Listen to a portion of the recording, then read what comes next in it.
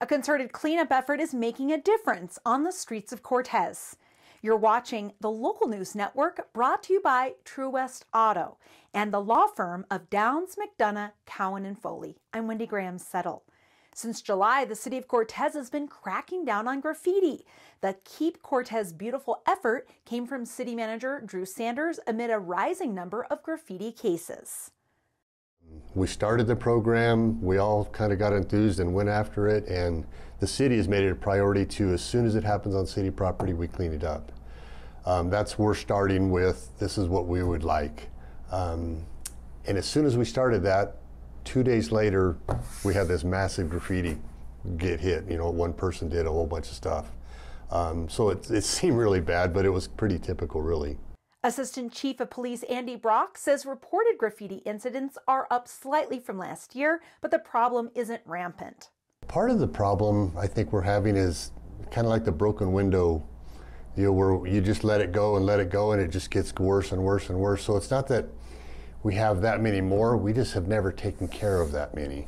And so they've just built up to where we look like we have graffiti all over town. Cortez has cleaned up graffiti in 48 places around town since beginning the effort. That costs the city $240 an hour, and Brock says sometimes it can feel like throwing money away.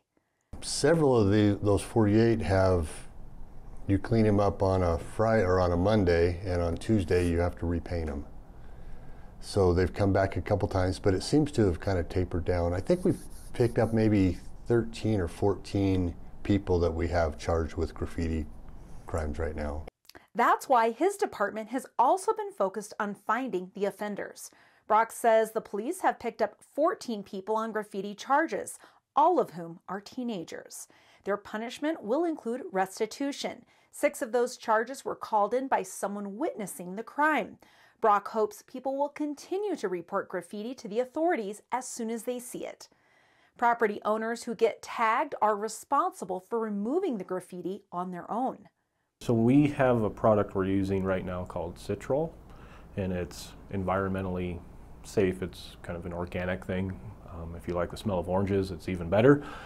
I've used it on metal. I've taken graffiti off on wood, on a cedar fence with it. So power washing works, you know. Unfortunately, sometimes, you know, as we all know, with any given cleaning product, it may not take all of it off, so we have to resort to painting over it. And luckily, this product we're using, Citrol, has been proven very successful on a multitude of surfaces, so they can pick that up actually locally or order it online. Community Services Manager Ryan Liska says removing the graffiti quickly is one of the best ways to combat graffiti. Other preventative measures you can take include planting shrubs at the base of walls, installing cameras, and improving lighting around your home. Working with your neighbors can also make your neighborhood a more difficult target. Thank you for watching this edition of the Local News Network. I'm Wendy Graham-Settle.